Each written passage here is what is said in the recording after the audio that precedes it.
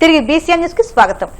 పశ్చిమ గోదావరి జిల్లా కాళ్ల మండలం ఆనందపురం గ్రామంలో వేంచేసి ఉన్న అభయాంజనేయ స్వామి ఆలయం వద్ద TDP cluster incharge Uddarraju Srinivasaraju Hanuman youth ఆధ్వర్యంలో హనుమాన్ జయంతి వేడుకలు ఘనంగా నిర్వహించారు. ఈ సందర్భంగా ఉదయం స్వామివారికి పంచామృత అభిషేకం, సహస్రనామ పూజ, హనుమాన్ చాలీసా పాలనతో సింధురార్చన, సుందరకాండ ప్రవచన తదితర విశేష పూజ కార్యక్రమాలు నిర్వహించారు. అనంతరం ఉద్దరాజు శ్రీనివాసరాజు, అల్లూరి దొరయ్య చౌదరి ఆర్థిక సహకారంతో నిర్వహించిన అఖండ అన్న సమాధానకు చుట్టుపక్కల గ్రామాల నుండి భక్తులు అధిక సంఖ్యలో తరలివచ్చి అన్నప్రసాదం స్వీకరించారు. ఈ కార్యక్రమంలో అభయాంజనేయ స్వామి కమిటీ సభ్యులు, గ్రామస్తులు, భక్తులు అధిక సంఖ్యలో పాల్గొన్నారు. ఈ ఆనందపురంలో ఈ గ్రామం చాలా పవిత్రమైన గ్రామం అనిపించింది నాకు. ఎందుకంటే ఇది ఎక్కడో అడవిలో ఉంది. ఇది నాకు 9 సంవత్సరాల వయసు ఉండగా ఇక్కడ కేతల సుబ్బరాజు గారు అని ఒక ఆయన ఉండేవారు. అక్కడికి నేను దీపావళి పూజ చేయించడానికి వచ్చాను. బండాళ్ళ లంకలో లాగు ఉప్పేసుకుని చొక్కా తుండి కట్టుకుని ఈ గట్లమ్మట దిగి ఇక్కడికి వస్తే అక్కడ ఆయన ఇంట్లో పూజ చేస్తే ₹2 దక్షిణ ఇచ్చారని. ఆ ₹2 దక్షిణ పుచ్చుకుని ఆనందపడిపోయి ఆవిడ బంగారమ్మ తల్లి, మహాతల్లి ఆవిడ బంగారమ్మ గారు ఉండేవారు. ఆవిడ కాస్త క్షీరాన్ని 2 గారెలు పెడితే అదే ప్రసాదం తిరిగి మళ్ళీ నడుచుకుంటూ బొండాట వెళ్ళిపోయానండి. అలాంటి అడవులు అప్పుడు ఏమీ లేదండి. ఇక్కడ బొండాడ లంకకి కూడా ఏమీ లేదు. అలాంటి సందర్భంలో ఇవాళ లక్ష్మీదేవి ఇక్కడ తాండవిస్తుంది. ఇక్కడ ఉన్న వాళ్ళందరూ కూడా అదృష్టవంతులని చెప్తానండి.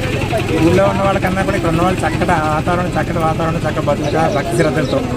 అలాగే ఈ ఆనందపురం గ్రామంలో ఇవాళ పరాభ్రమ సంవత్సరంలో ఉత్తరాయణం, వసంత ఋతువు, వైశాఖ మాసం, బహుళ దశమి, భౌమవారం ఈ రోజుని చక్కగా ఈ కార్యక్రమం ఆంజనేయ హనుమత్ జయంతి అనేది ఇక్కడ జరుపుకున్నారు. చక్కగా ఈ ఊళ్ళో ఉన్న గ్రామస్తులతో కలిపి చక్కటి హనుమత్ జయంతి సంకల్పం చేసుకున్నారు. దాని తగ్గట్టు గ్రామ ప్రజలందరూ కూడా ఈ పూజలో పాల్గొనడానికి, ఈ హనుమత్ జయంతి పూజలో పాల్గొనడానికి ఇక్కడికి వచ్చి చక్కగా తీర్థప్రసాదాలు స్వీకరించి స్వామి యొక్క అనుగ్రహం పొందారు. అలాగే ఈవేళ హనుమత్ జయంతిని పురస్కరించుకుని ఇక్కడ శ్రీనివాసరాజు గారు, దొరయ్య చౌదరి గారు అన్నప్రసాదం ఏర్పాటు చేశారండి. ఇక్కడ ఎలాగంటే ఏదైనా ఒక శుభకార్యానికి వెళ్ళినప్పుడు మనకి భోజనం పెట్టడం అనేది సహజం. సీతారాముల వారి పెళ్లికి వెళ్ళినా ఎక్కడికి వెళ్ళినా మనం భోజనం చేస్తాం. అలాంటిది పెద్ద మనసుతో వారి ఇరువురు కూడా చక్కగా ఇక్కడ వేళ వచ్చిన వాళ్ళందరికీ కూడా భోజనాలు ఏర్పాటు చేశారు. స్వామి యొక్క తీర్థప్రసాదాలు స్వీకరించిన వాళ్ళందరూ కూడా ఈ భోజనం చేసి ఆ స్వామి యొక్క అనుగ్రహం తీసుకుని ఇలాంటి కార్యక్రమాలు ఏడాదిలో ఏదో ఒక రోజున దేవుని మర్చిపోకుండా ఉంటాడని పెట్టిన పండగలు మాత్రమే మనకి 10 పండగలు. అలాగా దాన్ని వేరే మతం వాళ్ళు, వేరే వాళ్ళు రకరకాలుగా వాళ్ళు తోచినట్టు విమర్శిస్తున్నారు. దానికి మనం ఏం చేయలేం. కానీ మన సాంప్రదాయాన్ని మనం విడవకుండా, మన పూర్వీకులు ఎలాగైతే మనం పుట్టాము, ఇక్కడ మన పూర్వీకులు ఎలా నడిపారో చక్కగా అలాంటి సాంప్రదాయాన్ని చేసి రేపొద్దున మన పిల్లలకు అందిస్తే మన పిల్లలు తరతరాలుగా దీని యొక్క హైందవ మతాన్ని చక్కగా వృద్ధి చేసి అందరూ కూడా భగవంతుడికి ఆశీస్సులతోటి, సుఖ సంతోషాలతోటి, ఆయురారోగ్యాలతోటి ఉండాలని అభయాంజనేయ స్వామిని కోరుకుంటూ నమస్కారం.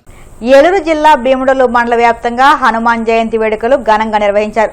శ్రీ ఆంజనేయ స్వామి రామాలయాల్లో ప్రత్యేక పూజలు, అభిషేకాలు వైభవంగా జరిగాయి. గుండుగోలంలోని శ్రీ దాసాంజనేయ స్వామి ఆలయంలో మన్యసూక్త సహిత ఏకాదశ రుద్రాభిషేకం, తమలపాకుల పూజ, సింధూర పూజ ఘనంగా నిర్వహించారు. శ్రీ సీతారామస్వామి ఆలయంలో నవరస ఫల నారికేళ అభిషేకాలు శాస్త్రోక్తంగా నిర్వహించారు. అలాగే భీముడోలు వెంకటేశ్వర స్వామి ఆలయం, జంక్షన్, శ్రీహరి నగర్, సంత మార్కెట్, రైల్వే గేటు వద్దనున్న ఆలయాలు, ఆంజనేయ నగరం ప్రసిద్ధ ఆంజనేయ స్వామి ఆలయాలకు భక్తులు పెద్ద సంఖ్యలో హాజరై ప్రత్యేక పూజలు నిర్వహించారు.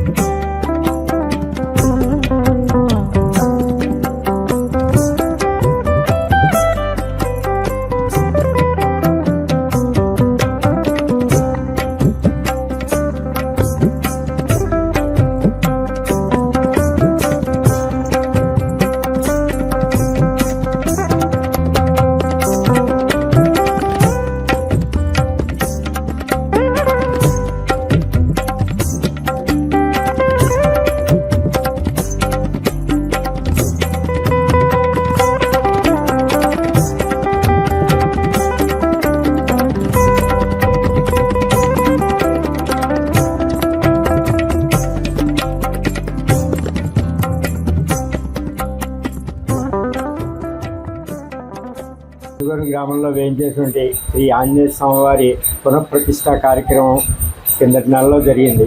ఈరోజు ప్రప్రథమంగా స్వామివారికి హనుమతి సందర్భంగా లక్ష తొంభావి పూజ, సింధూరు పూజ, పంచామృత ఫల అభిషేకములు దివ్యంగా జరుగుతున్నాయి. స్వామివారి దాసాంజనేయ స్వామివారిగా ప్రతిష్ఠ జరిగిన ప్రతిష్ఠ. ఈ స్వామివారికి కనుక 11 ప్రదర్శనలు కానీ 21 ప్రదర్శనలు కానీ చేస్తే మనం ఇక్కడ కోరికలు తీర్చడం వల్ల ఇక్కడ చాలా ప్రతిష్ఠితమైనటువంటి శ్రీ దాసాంజనేయ స్వామి దేవాలయం. ఈ ఆలయంలో చాలామంది భక్తులు చేస్తూ ఉంటారు, ప్రదర్శనలు చేస్తూ వారి కోరికలు తీరుస్తూ ఉంటాడు. స్వామివారు చాలా ప్రత్యక్షమైనది. కేంద్ర మంత్రి హోదాలో ఉన్న బండి సంజయ్ తన కుమారుడిపై ఆరోపణలు వచ్చిన వెంటనే నిష్పక్షపాత విచారణ కోరాల్సిందని తెలంగాణ మంత్రి పొన్నం ప్రభాకర్ కీలక వ్యాఖ్యలు చేశారు. కుట్ర జరుగుతుందని ఆరోపించడం కంటే బాధితురాలు నిజంగా భగీరథను కలిసిందా లేదా అనే విషయాన్ని స్పష్టంగా చెప్పాలని సూచించారు. కొంతమంది మున్నూరు కాపు నాయకులు ఈ కేసులో కుట్ర ఉందని మాట్లాడుతున్నారని, కానీ బాధితురాలు కూడా అదే వర్గానికి చెందిన అమ్మాయినని పొన్నం పేర్కొన్నారు. కులం లేదా రాజకీయాల పేరుతో ఈ కేసును మళ్లించే ప్రయత్నాలు చేయొద్దని ఆయన హెచ్చరించారు. బండి సంజయ్ గారు తమరి కొడుకు మీద తెలంగాణ ప్రభుత్వం వివక్షపూరితంగా ఎటువంటి కక్ష సాధింపు చర్య చేయడంలే. మీ పట్ల మీరు కేంద్ర మంత్రిగా మీరే స్వయంగా మీ కుమారుడిపై వచ్చిన ఆరోపణలను నిష్పక్షపాతంగా విచారణ చేయడానికి కోరాల్సింది. మీరు దాని మీద ఏదో కుట్ర చేస్తా ఉన్నారు, సానుభూతి కొరకు అనే ప్రయత్నం చేసే కంటే ఆ అమ్మాయి మిమ్మల్ని కలిసిన మాట వాస్తవమా కాదా, ఆ అమ్మాయితో బాబు తిరిగిన మాట వాస్తవమా కాదా, వాటిని నిరూపణ చేసుకోవడానికి ప్రయత్నం చేసి నిర్దోషిగా అయితే నిర్దోషిత్వం నిరూపించుకోండి. కానీ మీరు కేంద్ర హోంశాఖ సహాయ మంత్రి ఉండి ఒకవేళ పొరపాటు జరిగితే చట్టం తన పని తాను చేసుకుపోయే విధంగా ఉండాలని కోరుకుంటా ఉన్నా. ఇక్కడ ఎవరి పట్ల ఎవరికి తెలంగాణ ప్రభుత్వం వివక్ష లేదు. తెలంగాణ ఆడబిడ్డలను కాపాడే బాధ్యత ఈ ప్రభుత్వం మీద ఉంది. తప్పకుండా తెలంగాణ ఆడబిడ్డలకు విశ్వాసం కలిగజేస్తాం. ఎక్కడ ఇటువంటి చర్యలు జరిగితే వారికి పూర్తిగా సపోర్ట్గా ఉంటుంది.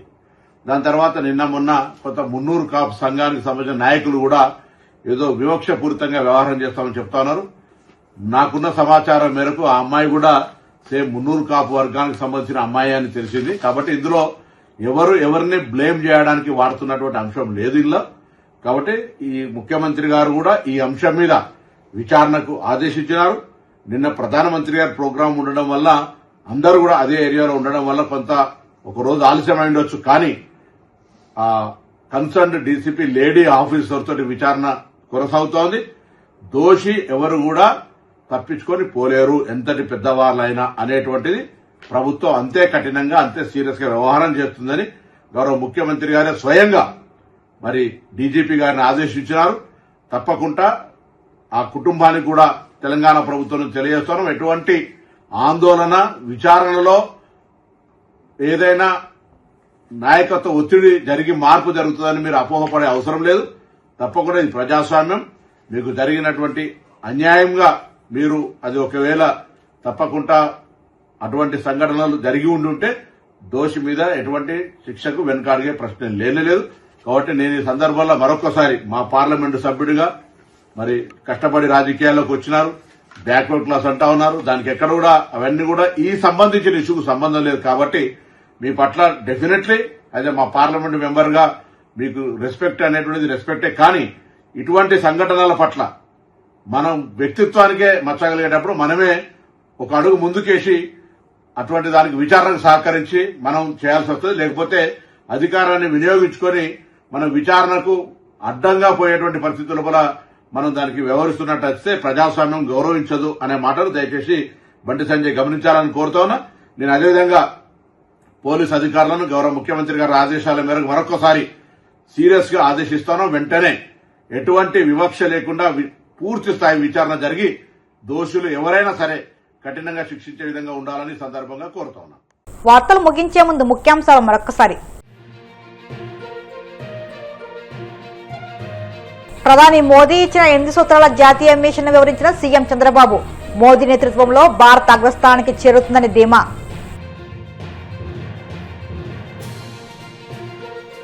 జగన్ హయాంలో ఆలయాలకు భద్రత కొరవడిందన్న మంత్రులు ఆనం నారాయణ.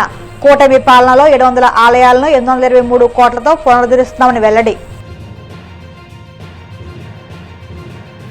కడప ఆల్మాస్పేటలో జరిగిన ఘటన దురదృష్టకరమన్న ఎంపీ వైఎస్ అవినాష్ రెడ్డి. ప్రతి ఒక్కరూ సంయమనం పాటించాలని విజ్ఞప్తి. వైసీపీ నాయకులు అడిగే ఏ ప్రశ్నలకు సూటిగా సమాధానం చెప్పే సత్తా కూటమి నాయకులకు ఉండడం లేదు. వైసీపీ అధికార ప్రతినిధి వంగవీటి నరేంద్ర ఫైర్. ఈ వార్తలు ఇంతకు సమాప్తం. మరిన్ని వార్తల కోసం BCN digital YouTube channel, Facebook పేజీని ఫాలో అవ్వండి. అప్డేట్ వార్తల కోసం ప్లీజ్ సబ్స్క్రైబ్.